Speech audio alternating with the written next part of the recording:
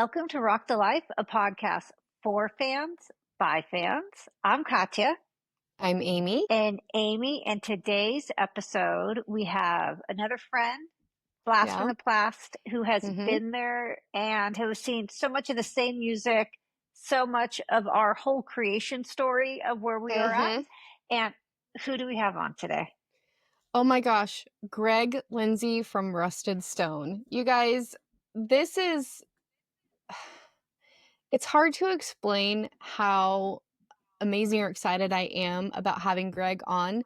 Greg was in a band, played bass for my husband's band, Untamed, in the late 80s, early 90s, up in the clubs in San Jose Bay Area, all the way from the Omni in Oakland, One Step Beyond in Santa Clara, Cactus Club in San Jose, all of the Bay Area clubs. It's just so exciting to kind of reconnect and get to kind of touch on where we all came from and the coming up of everybody.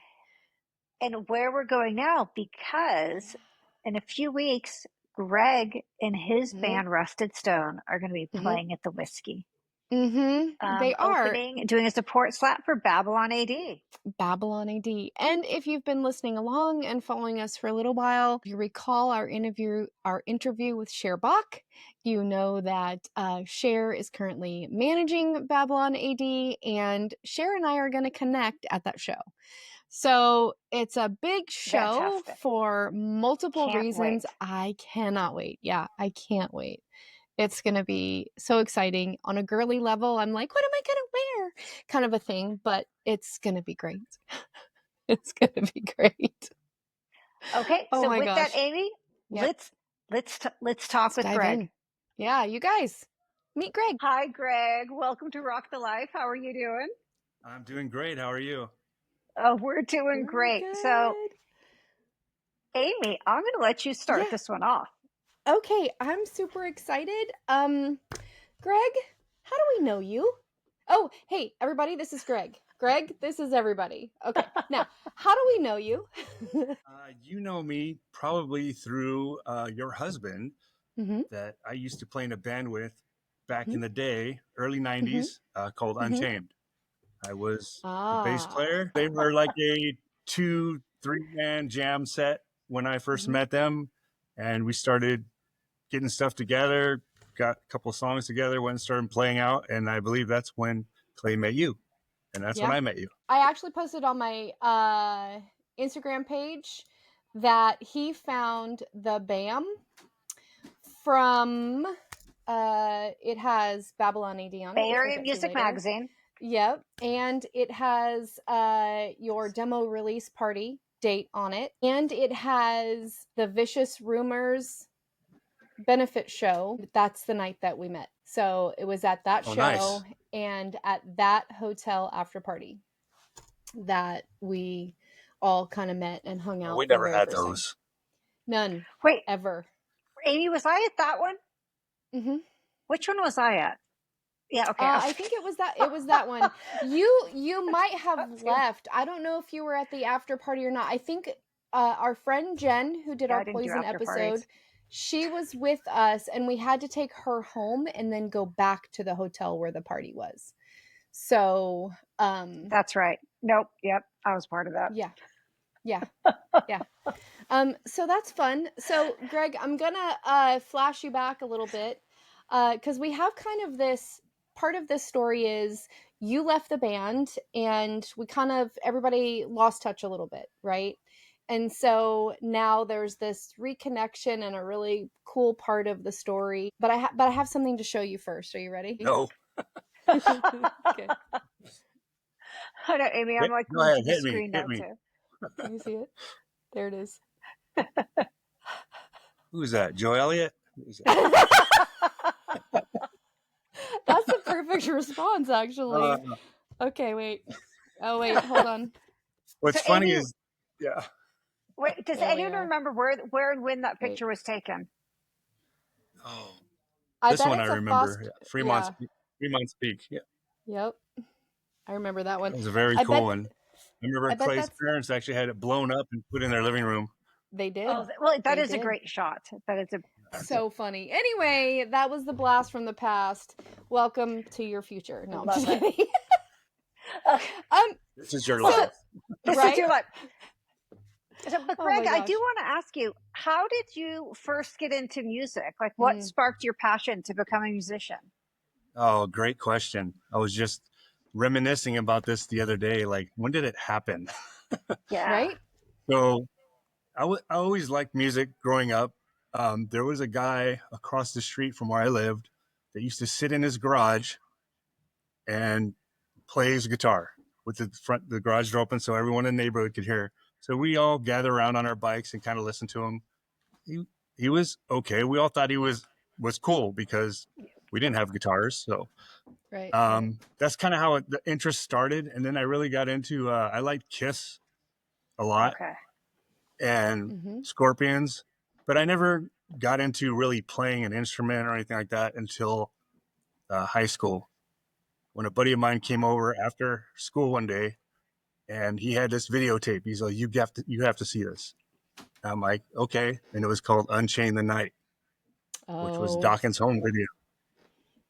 So after I saw that, and I saw George Lynch play, that was it. I went and got a guitar. My parents hated me. It wasn't the drums, at least. Okay. Yeah, because what's just funny, because I really liked Peter Criss from Kiss before that, so I was like, if it was anything was going to happen, it was going to go down the drumming role. But once I saw George Lynch play, it just inspired me, and I started playing guitar. Little knowns to me, I would never get to the level that George is at. So, which many people can say, right? Yeah, well, I was like, not many of the people in the world can do that. So I went down the guitar road. We had a couple of friends that played drums or would sing. Usually the singer was a guy who didn't have an instrument. So, okay, you're the singer. So that's kind of how that worked out. Nothing too serious happened with that. Then I ended up taking music a little bit more serious towards the end of high school. And I went to GIT, which is Musicians Institute in Hollywood. I went to that, and I came back, and the guys that I was jamming with before I left had a gig. And they said, "Hey, you should come check us out." I'm like, okay. So I went and checked them out. And this was at, I want to say, the Omni. So we went to the Omni to check them out. And they're opening for a band. So I was there with them and the band they're opening with. We are all shooting the shit, talking. And then they played, and I'm like, okay, cool. And then about 3 weeks later, I was watching MTV, and that band that they were opening for was on there singing the Down Boys. It was Warrant. No way! Oh my gosh! Are you kidding me? I was just thinking about those guys a couple of weeks ago. So that was yeah, it kind of blew me away. I'm like, so my story to that point was, I used to jam with the guys who opened for the guys who made it big. Oh my gosh.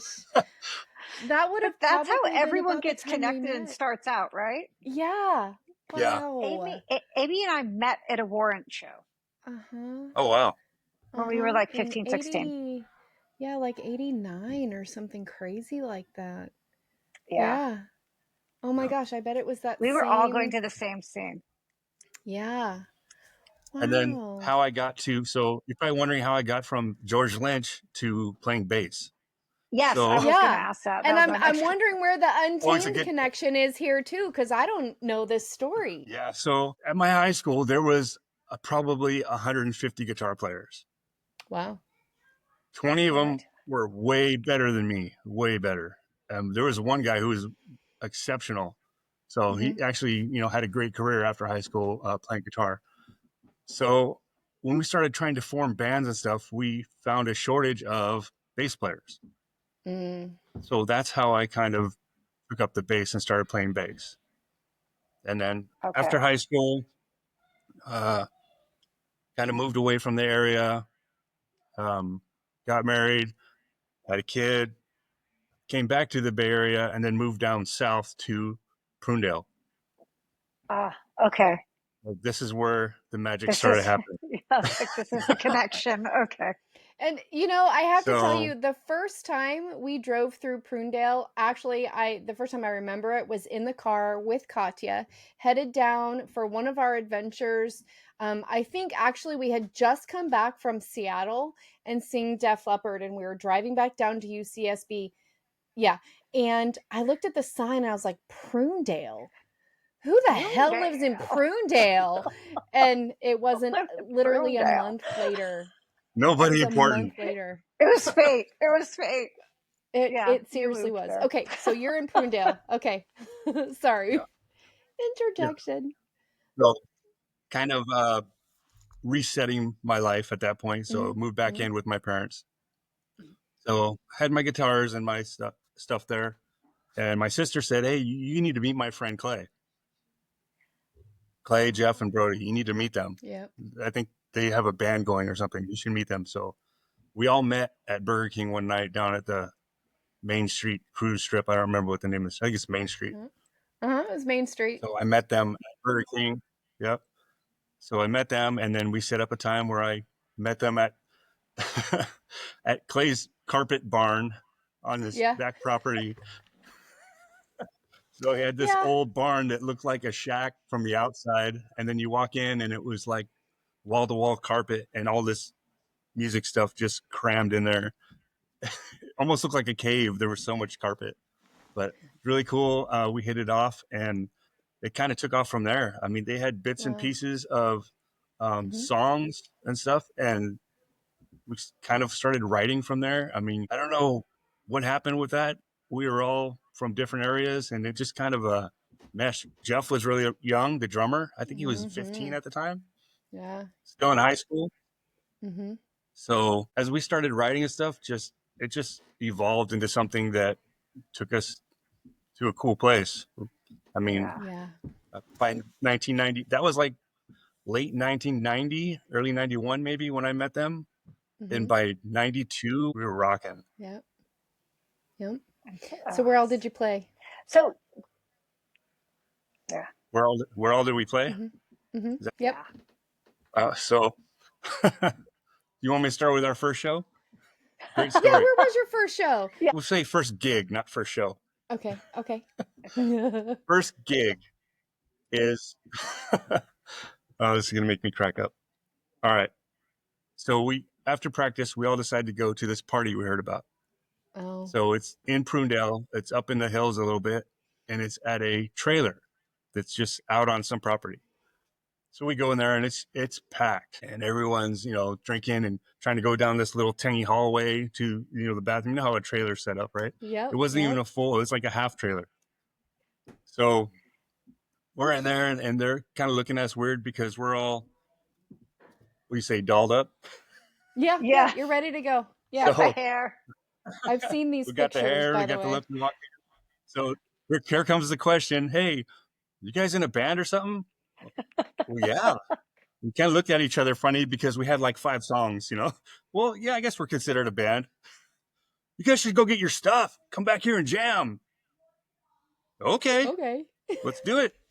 So we drove back to the barn, grabbed all our stuff, came back to that trailer, set it up, and we played the 5 songs we knew. And I think we were starting to play them again because that's what we knew. Oh, yeah. And nobody will know. So we're thinking we're making some progress. And then what happens at every party in the early 90s? The cops show up. Cops come. Yep. The cops show up. Break up the party. Tell us there's a noise complaint. We got to leave. Like, whatever. Cops actually stayed there and watched us pack our stuff. So we pack all our stuff in the van. And then they want to make sure we leave. So the cop starts directing me to back out of there. So he's backing me up. He's, go, go, go. Boom! No! Right into his cop car. Oh my Everyone in the word. band is looking at me like in horror, like, oh my God, our first gig and we're all going to jail. Who was driving? Was it Greg? Were you driving? Yeah, Greg. I was driving. Okay. Oh no. And I looked at the cop like, hey, you were directing me. Oh, what the hell? So yeah, he let us go because he realized it was his fault. So yeah, that was our first gig. So I didn't know if we were doomed for anything great or not. You were. So when did you guys start playing clubs? So we started playing clubs. So we started trying to go to the clubs in the Bay Area. I was from the Bay Area, so I was trying to explain to them what happens in the Bay Area because I had roadied for some friends' bands and stuff at the Cactus Club and stuff in San Jose. So a band called Bourbon Street, I used to be good friends with them, so I used to roadie for them before I moved down to Prudhoe. So I told them about all these clubs and what the scene was like up there because Prudhoe Salinas was not a scene, especially for original rock and roll, right? Yeah. So we started going up there, making trips, going to shows, meeting people, and we eventually met someone who is like managing bands or booking shows for bands. So we started talking to her, and then she started offering us gigs. So eventually she offered us a gig that we could actually commit to. So, because I had 4 walks of life, right? So part of the struggle of being in a band is getting everybody to commit to one day to make a show happen. Yeah. It's like playing the show is the easiest part. Trying to get everybody together, be on a time, a place, and it's just like, wow. And it's like a full-time job. The drive from like Prudhoe Salinas to San Jose is anywhere, depending on traffic, to about an hour. Well, just on average, it's about an hour. So that it's not like down the street. It's you've got to load everything up, take it up, and then load in and all that. So it's a process. It's a process.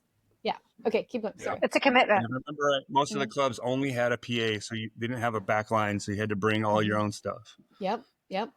So yeah, it was a lot of work, but back then, we didn't care. We would have drove to Oregon to play. Right. Nowadays, no, not happening. Do you have a PA? Do you have a back line? Okay, we'll do the show. Oh, we have to bring all our stuff? Nah, I think we're gonna pass.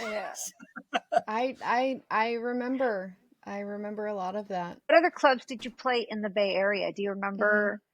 I remember all the clubs we went to, but One Step Beyond was probably the biggest one. We played there a lot. We loved that. I went there a lot. It was really good because they had big acts come through, and that was key. Us getting on a ticket where there was a big venue, or a big act. So as we met Mike Tramp, we met there. Trying to remember who else we opened for there that was a bigger. The Omni was also another one. That's where we first played with Lynch Mob. That was a very cool gig that we almost didn't get because we had just. Yeah, that's what I'm like. Yeah. So the manager lady that we met would shoot us, offers now and then. So she calls me up at work one day and says, "Hey, well, I got this gig," and she knows just by listening to me talk and Clay talk that we really love this certain artist. So she says, "Hey, I got this offer on the table, and I'm gonna offer it to you. Are you interested?" And I'm like, "What is it?" She said, "Lynch Mob at the Omni." I'm like, "Absolutely." But here's the problem. Like 2 weeks prior to that, Jeff's parents had moved away. So he had moved to Fresno. So he was like almost transitioning out of the band, but only going to be involved. There was something that we were priorly committed to. So I told her, "Hold on, I need to make a call." So I called Clay. I go, "You need to call Jeff, and he needs to commit to this because we are not losing this. No way."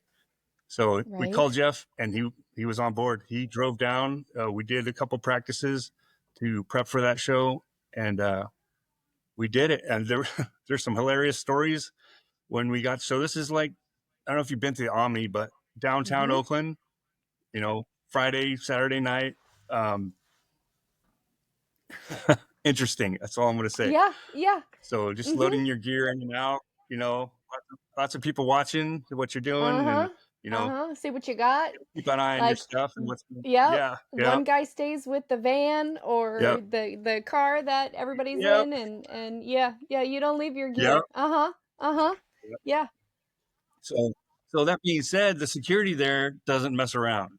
So we're backstage, and we're kind of at the hallway where you can see the back door, and you can see the area where there's a big open area, and there's like a basketball hoop and stuff back there. It's kind of a cool venue behind the stage. So we hear the security guard arguing with somebody at the door. So we go look, and it's Mick Brown trying to explain to the security guard who he is. And the guard's like, no. So we ran down there, and we're like trying to vouch for him, like we're somebody, Hey, we're the opening act. That's Mick Brown. You need to let him in, And the security guard was not having it. So eventually, I think Anthony Esposito came over and vouched for Mick, and then he got in. So you're like, wait a very minute. cool bass player too is Yeah. I bet he constantly wore his laminate after that. Mick did. Yeah, I bet you sure. wouldn't have found Mick without his laminate after that. Were you able to speak with George Lynch and like tell him the influence that he had on you? Sure. So this is how that went down. So major influence is George Lynch, right? Clay is on the same page. We both love George Lynch, and this is going to be an epic night.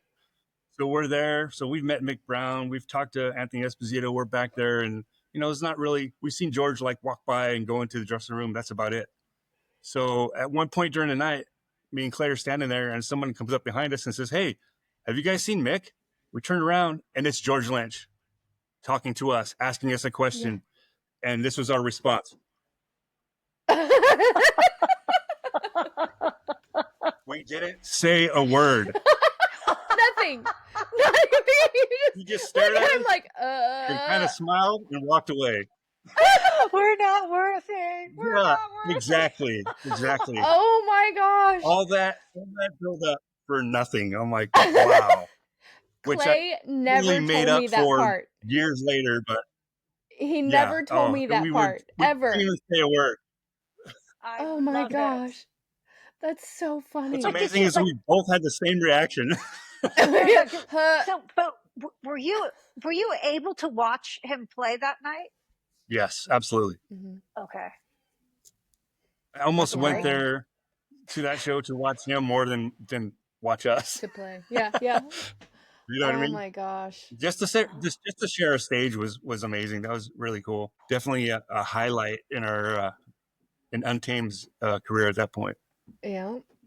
So, and I also have to ask, like, in terms of like other Bay Area bands and musicians at the time, did you have any other mentors, or was there anyone that was really more inspirational or helped you with the music scene back then?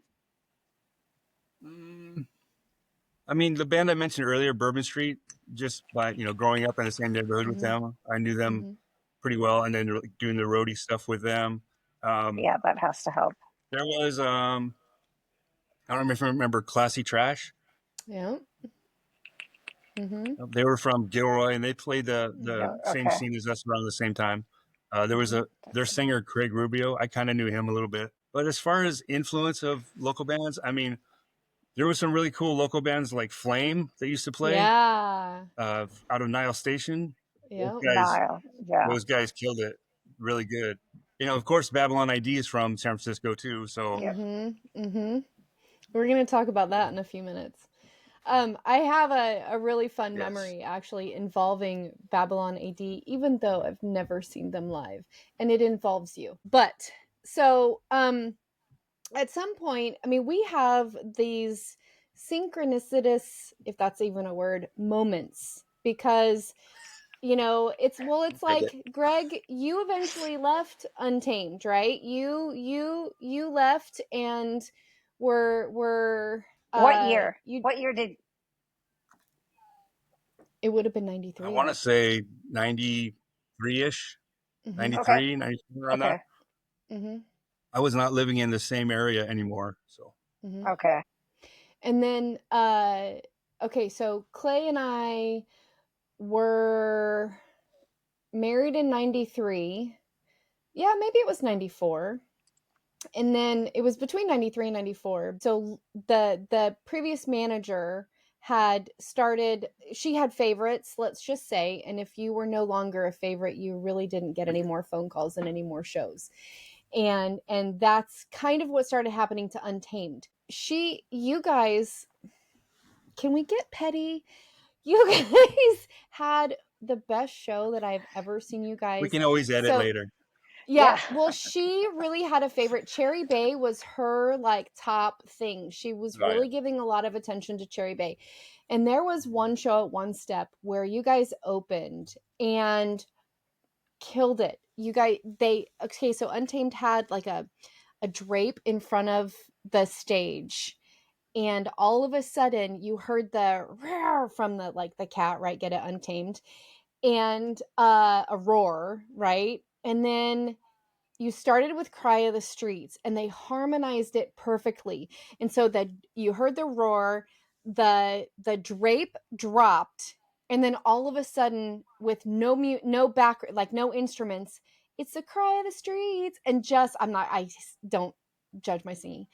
And then the music kicked in and it was phenomenal. The entire show, like people were telling me, oh my gosh, they killed it, they this, they that. Anyway, that show was phenomenal.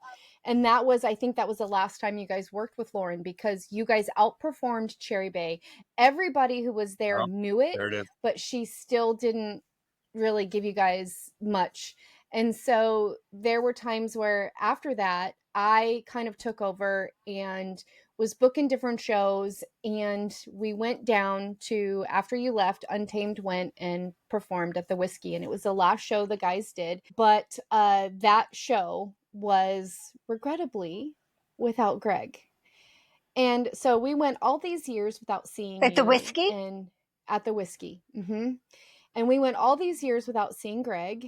And then, Greg, you and Clay reconnected, right? How did that happen? I think it was through a post that I made on Facebook. I think he commented or something, and we just started talking about stuff again and bringing up the past. And when you heard I was playing the Whisky, it kind of struck a chord. Like that's the big show we got, and Greg wasn't there for it. So I think that's what kind of drummed up the conversation again.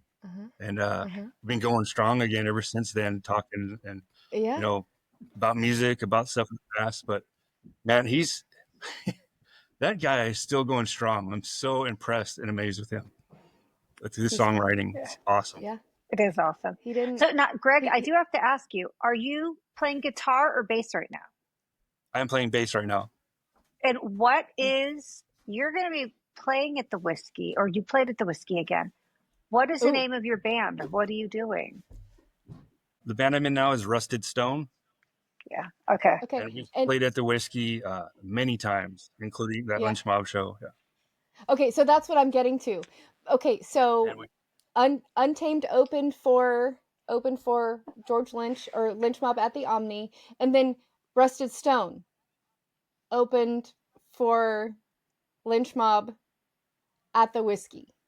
And when Clay heard that, Clay was there. Yes. Clay was like, I gotta go. This was the full circle. Wild. Yeah. So that was huge. 30 years later. Yeah. 30 years later. Yes. Okay, so now I have to ask you, did you talk to George? So. Or did you just stare at him? Right. I don't know if it got better or worse. So actually, I've played with him twice. Okay.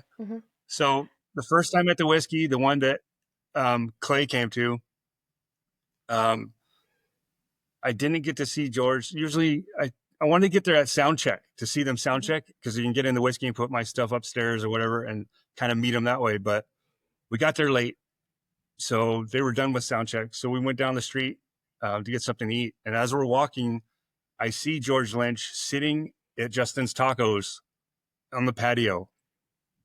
Must be 100 people walking by him. I recognized him right away. I'm like, I told my wife, I go, there's George. He's sitting right there. She's like, no way. I'm like, so we're having tacos? I'm like, we're having tacos. You're like, I love tacos. So we go in there, and he's talking to somebody. So we go and we sit at the table, probably 2 over. The patio is pretty empty. It's just him out there. So we sit about 2 tables over, and I'm just waiting for my window to talk to him. I don't want to interrupt him while he's eating. I want to be that guy. So there's kind of a break, and she's like, are you going to talk to him? Are you going to talk to him? I'm like, yeah, I'm going to talk to him. I'm just waiting for a window. So eventually he stops talking, and he kind of looks over. I said, hey, George, huge fan, and I'm not going to sit here and pretend anymore that I don't know who you are and that I don't recognize you. And he goes, well, I guess it is pretty stupid to sit out here on Sunset Boulevard and expect no one to recognize me. And I'm like, cool. So kind of broke the ice, right? And I was like, we're going to be jamming with you guys tonight, and it's just a privilege. And do you think I can get a picture with you real quick? This was his response. He's all, well, I got shingles and COVID right now, so I don't think that'd be a good idea. And I'm like, I kind of looked at my wife like, what just happened? Is that no? Is that did you just tell me to fuck off? Is that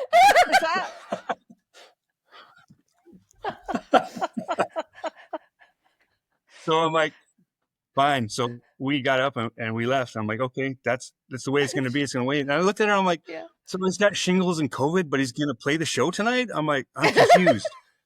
I'm like, I think he was telling me to piss off, but in a polite way. So well, again, denied total destruction when trying to meet George. 30 years later, I still have no game. So, oh my God. We get another show with him. Probably a couple months later, they offer it to us again. I'm like, okay, this time I'm going to go early.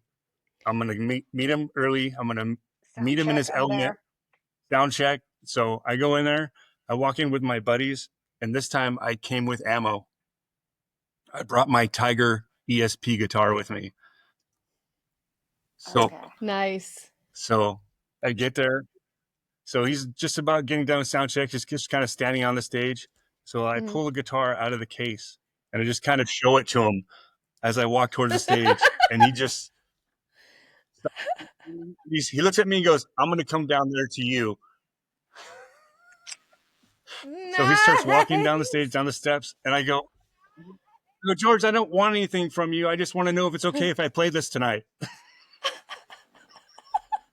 And he starts cracking up, and he goes, yeah, I should. That's funny. He goes, I should put a sign up that says no tigers. So he comes down. Oh my gosh. So we start talking. He signs my guitar. I talked to him for a good 20 minutes. Awesome guy. Totally the guy that I wanted to meet. So full circle, finally complete. Check off the bucket list. Boom. There you go. And signed your guitar. Signed my guitar. Third time's a charm. Hanging on my wall right now. That's awesome. Third time's That's a charm. Right. Wow. Yes. You know, I feel like George 3 has times to in be 3 decades. in the mode.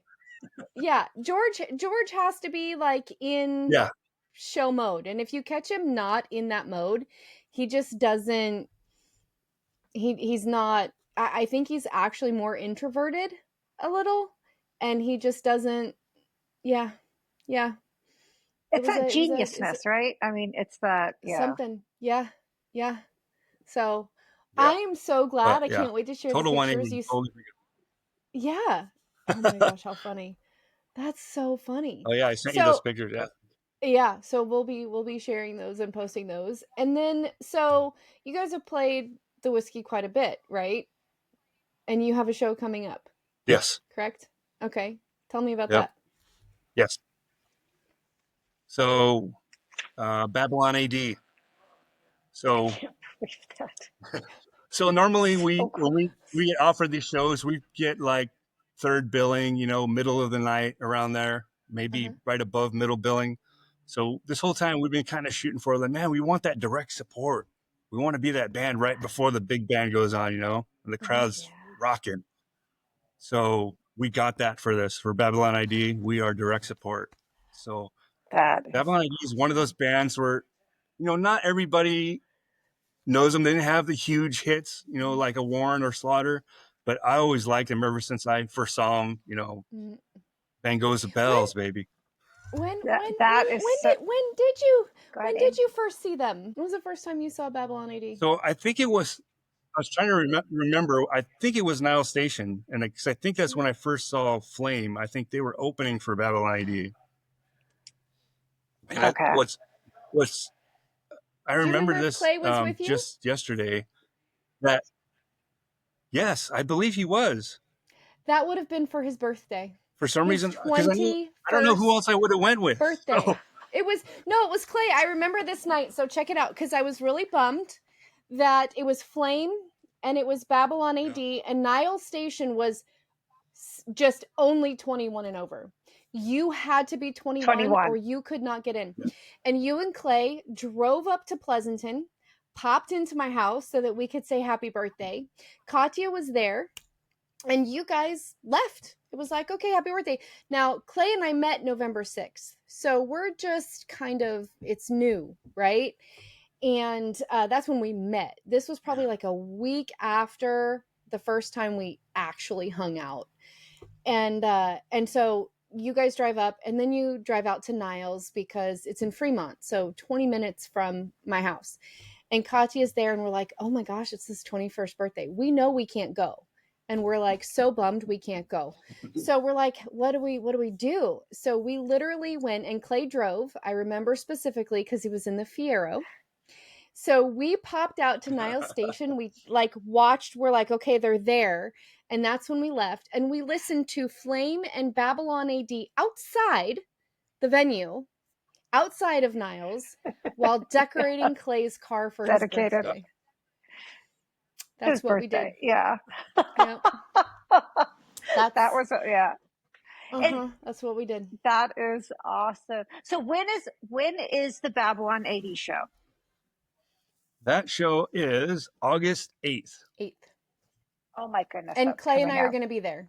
Yeah. Yes. Clay and I are going to go down. Yes, you are. Now, there's another pretty cool thing. So just a couple weeks ago, actually, we interviewed Cher Bach, and she is currently with Mala Entertainment and managing Babylon AD. And it is their album release party. And so I was like, when she said that she was going to be at that show at the Whisky, I kind of went, oh, what? So she's going to be there too. So I get to hang out with her too, which is really kind of fun. And you have to introduce Greg to Cher. You have to introduce them. For sure. Yeah, to Cher, for sure. And I mean, it's just going to be this huge, I don't know. I'm so excited. And I'm going through all the girly things, like, what am I going to wear? Kind of thing. It's going to be an amazing show. I've never gotten to see Babylon AD. Amy, I expect some calls during the show. Okay. Yeah. What time will it be for you? Hold on. Get up. Right? Whatever. Oh, you'll be up. Yeah, it'll be your first thing in the morning for you. You'll be fine. It's fine. Yeah. I'll be good. I'll have my coffee. But we're so excited. You guys. Oh, so I didn't realize you guys had main support. That's excellent. Yes. Oh, all right. Okay. Okay. You know what I'm really hoping for? Greg, I want to ask you a question. Oh, go ahead. Go ahead. No, go ahead. You go. You first. Go. Okay. So what is your favorite Babylon AD song? Like, what are you hoping that they play? Yeah. Bang Goes the Bell. I mean, that's it. Yeah. That one always stuck with me. I just remember seeing their bass player just rocking that while they're... Yeah. I'm really hoping for a lot off Nothing Sacred. That's my favorite album. Like, if somebody were to ask me, what do you like? For me, I really want to see Dog. Is it actually called Dog Off the Chain? I don't know. But that one does not leave my mind. But there's a few of them in there. I really like the Playful song. So I'm really kind of hoping that they do Psychedelic Sex Reaction. We'll see what this new album brings. But I'm excited. How far away from you? You're in... Definitely. How far away from Hollywood are you now? It's a trek for you still to do this, right? Yeah, it's just around 3 hours, I think. Yeah. That's a trek. Yeah, good thing to have a back line, or I wouldn't go. Yeah, I was going to say, right? You're like that. Yeah. It's almost like driving to Oregon. Oh my God. Right? Yeah. which is not true for the Canyon Club. We played there with Cinderella, Tom Kiefer. Yeah. And we had to bring all our stuff. So I actually brought our livestock trailer so I could bring my stuff because it was supposed to rain. So, gosh. But that was Tom Kiefer's. It was totally you played that one too. You go for that one too. Mm-hmm. I've never been to the Canyon Club. I really want to go. I haven't either. I don't think I have. Yeah, so there's two of them. There's two of them. One in Agora Hills is the one we played, and there's another one in I can't remember the other town. Yeah. Huh. I'll have to look for that. We're trying to figure Greg, out what I do want to ask Saturday one question. Night. Okay. No, this is just a more like a bigger question. So you've been playing music and playing these clubs for the last 30 years. What has changed in the music industry for like playing live music in like the 30 years? Has it evolved? Like how is the music scene different now? Well, our audience got older. Okay, yeah. Still but I think fabulous. I did too. Okay. Yes, exactly. We still look fabulous. I don't know. Older but fabulous. Which is something weird, so every time we play like the Whisky or something, you try to capture what it was like when you played back at One Step Beyond and all that when you were first getting into it. And it's just, you can't get that again for some reason. It's different. Mm-hmm. It's more like a routine than an event. I don't know. I can't explain what it is. All right. But that's just how it changed for me personally. Yeah. Maybe because I got so much other things in my life now that are probably more important.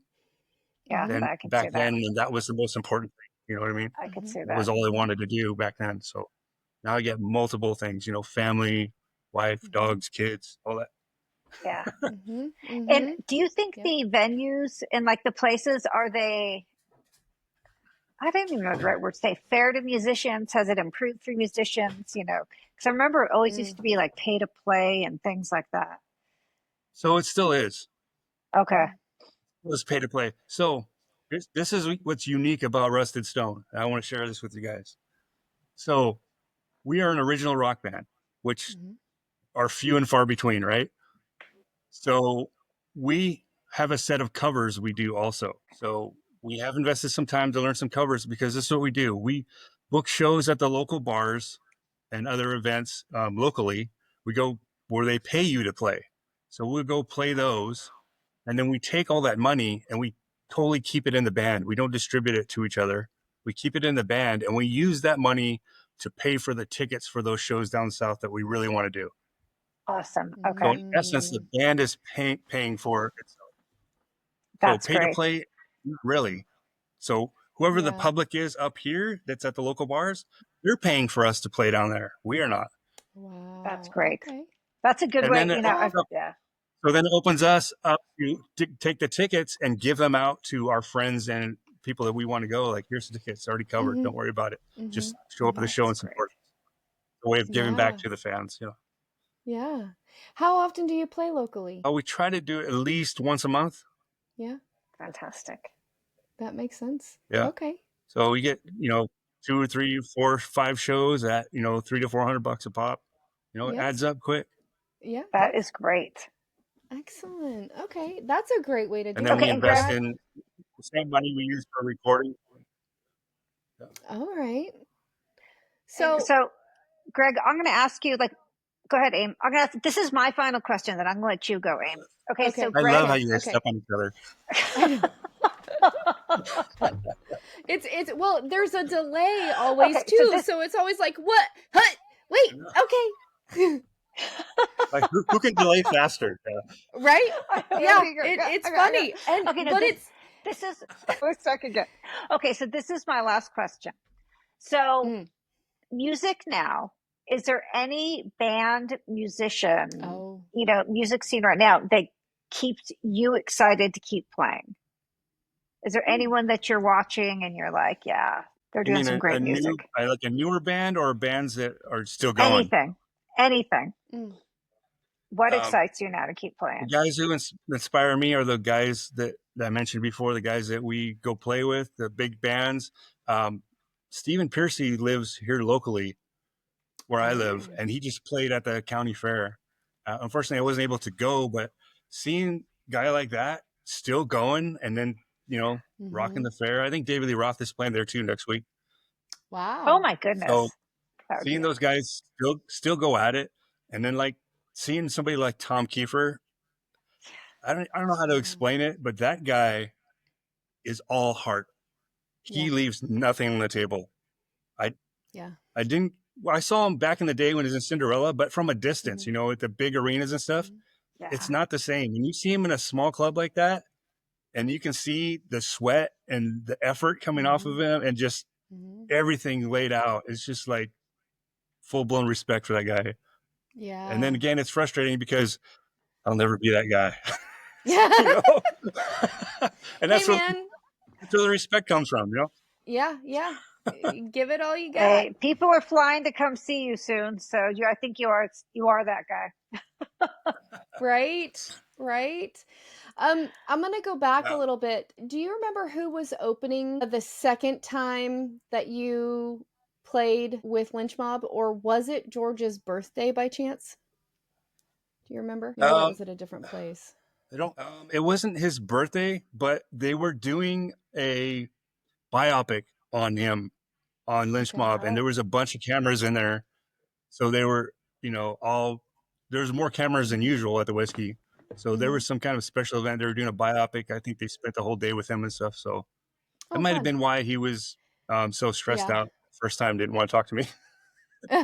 Right. It wasn't you. We have another. Yeah. Right. Totally, actually. But we have another guest that we've interviewed that was at one of the Lynch Mob shows at the Whisky. Yeah, and so I was kind of trying to figure out, was it the birthday I'll have to cake. actually go back and look at her pictures. Do you know if Heaven's Edge played around that time at all? The night Possibly. before I mean, I have the ticket. I can go look at it real quick. It would have been. I don't remember all of the openings. Yeah, Heaven's Edge would have. And if it was in September, then if the show was in September, it might have been around. Not that I'm a fan or anything, but I think George's birthday is in September. I think okay. I love it. That sounds about right. That's so funny. Okay, and then tell me more about Rusted Stone. Like, if you had to say, obviously we know your personal influences are going to be Dokken, George Lynch, Lynch Mob. Tell me about the sound for the band in general. So the sound for the band in general. So Rusted Stone was formed before me. They've been around for about 15 years. Okay. Had multiple, one original member, which is Sean, the lead singer and guitar player. He's the one who invented or created the band. So a lot of the songs and everything, well, most of them. So this is funny. So when you join a band, like a cover band, it's easy to learn the songs because you've heard the songs 100 million times, right? Like, hey, we're going to play Back in Black. Okay, I can figure it out because I've heard it 100 million times. But when you join an original rock band, it already has 3 CDs released and established music that you've never heard before. Right. That's a challenge. It is a real challenge to get those embedded in your head and learn all that. So best I can describe their sound is like raw, bluesy, rock, hard rock. With Shauna has the same kind of influences, that, Dokken, Scorpion influence, just like me. So we mesh pretty good. Jeff, so this is off different spectrum than Jeff from Untamed when he was much younger. Jeff, our drummer, is a little older, so his taste in music is a little bit different than ours. There's a lot of references and bands that we like that he is not. Like if I said we're playing a Bad Idea, he'd be like, "Who?" Right. So just that's kind of the disconnect there. But when it comes to our original music, we all mesh. Yeah. So that being said, Jeff has this has already been out on media and everything, so it's not a huge deal. But Jeff, probably like 4 or 5 months ago, he stepped away. He had some job commitments and stuff, so he's no longer in the band. We have a new drummer named Chad who jumped right in and just blew us away. He's learned all this stuff, and he's the same age as us, has the same influences, so we're like all on the same page. So it's really cool to see that happen, like when we're practice. And he learned all the songs way faster than I did, so I got to give him credit for that. Right? Okay. So different drummer than when Clay and I saw you guys in January. Yeah? Okay. Yes. All right. And then yes. I'm really glad that you said bluesy, because that was my takeaway. Album coming up. Yeah. Say that again. We're actually in the studio. We've been in the studio for a year now, and we're just about going to wrap up the last song. So we'll have another CD coming out, which me and Jeff will be on. So all the music that you heard to this point has been off albums that I was not on. So this will be and this is the first time I've recorded since Untamed, and this was a much different experience than Untamed. So I don't know if I ever told Amy this story, or Clay's told her. They had a 4-track, and then I remember it was an upgrade when the 16-track came along. Yeah. So when we recorded with Untamed, it was you guys have some interest. People are looking at you. I need a demo from you guys now. So we were like on this timeline to knock something out. So we ended up recording with this guy in his apartment. Total drum machine. I mean, our guitars, like, we didn't bring any amps. It was like plugged directly into the stuff he had. So we're recording. We're probably like on the second song trying to get it down. And there's a knock at the door while we're recording. So the guy gets up. He comes back to the room with a cop and some girl. So we're like, what the hell? So apparently the girl is the guy's ex-girlfriend that bought him a bunch of the stuff that we're using to record. And the cop is there to repossess it. While you're recording. Oh my God. While we're recording, he took the compressor and some other thing. So we were done. We're like, oh, we're dead in the water. We're halfway through this album and now we can't record. Just amazing. I've never heard this. I'm like, what's going on? Are we in candid camera? So this year the recording is going a bit better. Yeah. So this year, anyways, like a week later, he called us and he got his stuff back. I don't know if he had to make up with the girl to get it back. I don't know those details, but got to do what you got to do, right? Right. So we got that demo done. But this, with Rusted Stone, this is more realistic. Like, we actually went to a studio and did live drums and did every track like separately, multiple takes, and it's been challenging. So we're on the last song now. I think I only need the bass track and vocals for the last song, and then we'll be shoving that off to the producer, and then it'll be a wrap on that. So I'm looking forward to that. Another milestone. Yeah, that'll be fantastic. Do you have writing credits? Do you have writing credits on this one? Oh, I should, yes. So I don't know if Clay ever explains how this happens. So the writing process is never the same, right? It could come from, you guys are doodling, someone's doodling during practice and someone plays a riff. Like, what is that? And then just all start jamming off that, and someone starts putting lyrics to it and becomes a song, right? Sometimes somebody comes with the full idea, or sometimes somebody comes with part of an idea, and then we just kind of add to it. So that's kind of how it works. So I should have some writing credit on this because I had some influence on a lot of stuff.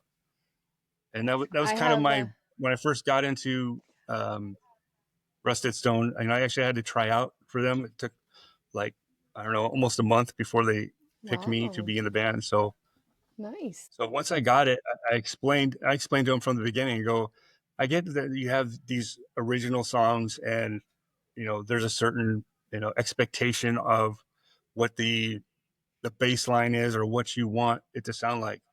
I go, I'm going to tell you up front, I need to have some room to be me, because I have my own little style, my own little techniques that I can't step away from. I'm not going to. That's just how I play, for better or worse. And he actually loved it. He actually liked some of the stuff I do better than what is on the album. So that's excellent. That was cool to actually record something new and actually have my full input on, what the bass line was going to be. Oh, that's exciting. I can't wait to hear it. You'll have to let me know, and we'll have to put it out there when you guys get closer to the thing. I am going to give Rusted Stone as a whole, as a whole, a little constructive criticism. You need to activate that Instagram page. I went and I was like, there's nothing here.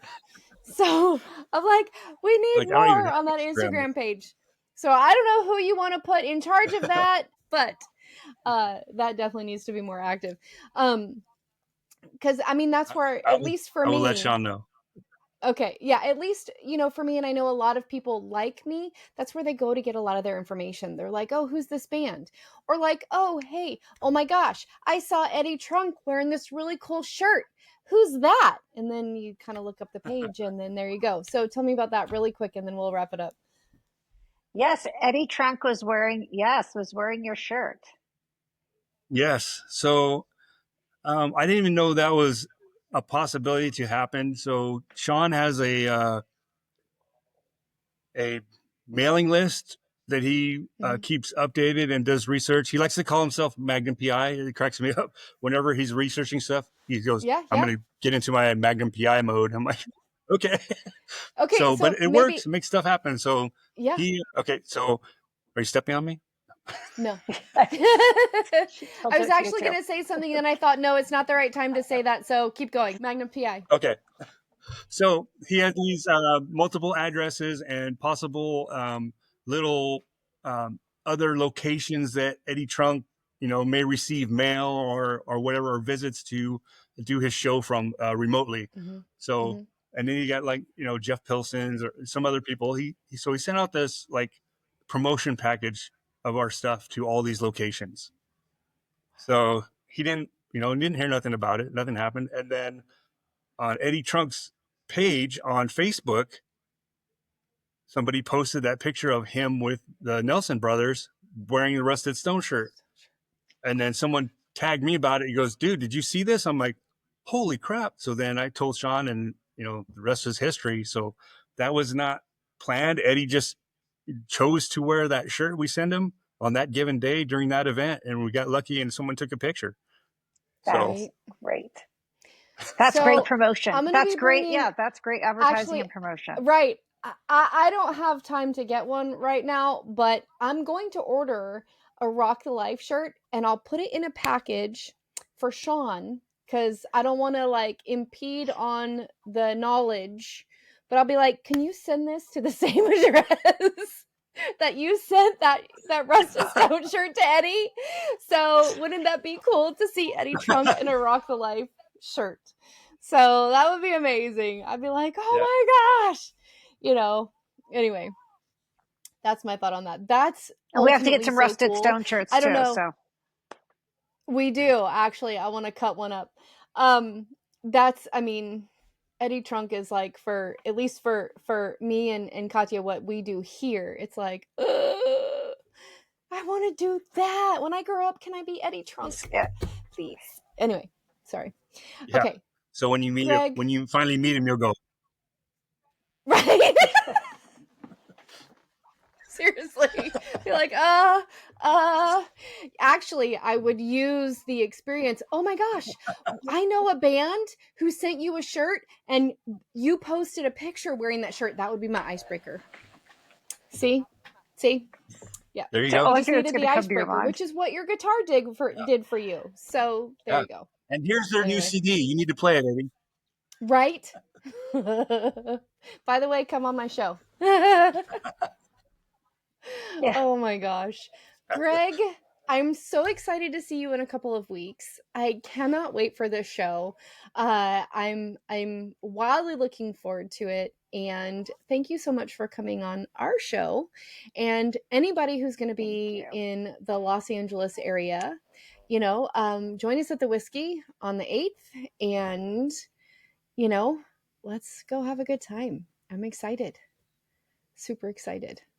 But yeah, absolutely. Thank you so much. I appreciate you guys having me on. I look forward to hearing about it and hearing the new music. Greg, so good to see you again. Thank you, Greg. Oh my goodness. I've been laughing so much. My cheeks hurt. Okay. Thank you, Greg. Bye. Amy, that was so much fun. Oh my gosh. Hearing about the clubs, the bands, and, just how Greg has continued to be rock and roll. I love Okay, it. can I just make one disclaimer? Can I make one disclaimer from the show? Yes. We talked about the band Cherry Bay a bit, and I just had to laugh a bit because, Amy, when we were meeting and knowing each other, I actually totally adored Cherry Bay. Michael and Darren, we had all worked together. So that was another connection we had with Oh my that gosh, how band from the funny. Bay Area. Yeah, those guys I used to go to all their shows. Yeah. Drive down to see them from college and back. Yeah.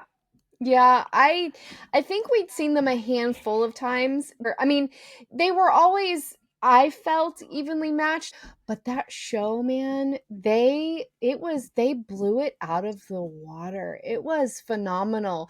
It was amazing. It was a really great show. And actually, you got to know this many years later, if you remember it and exactly how it went, it was, yeah. Yeah. Well, now I'm gonna have to start looking up to see where the guys from Cherry Bay are. Cherry Bay I'm gonna have are. to see that too, see if we can Isn't find them. that Yeah, funny? to do that. Yeah, we should And connect. How Amy, funny is that? we need to do that. And I'm just gonna say, I expect again, I'll say some live phone calls, some video clips, Mm-hmm. and I want to hear about this show at the Whiskey with Greg. I can't wait. I'm gonna have to live vicariously through you and hear about this. I know, and I can't believe it's taken this long to finally see Babylon AD. Like I never got to see them. Great. It's gonna be amazing. It's so gonna be great. stoked. All right, you guys, like and subscribe.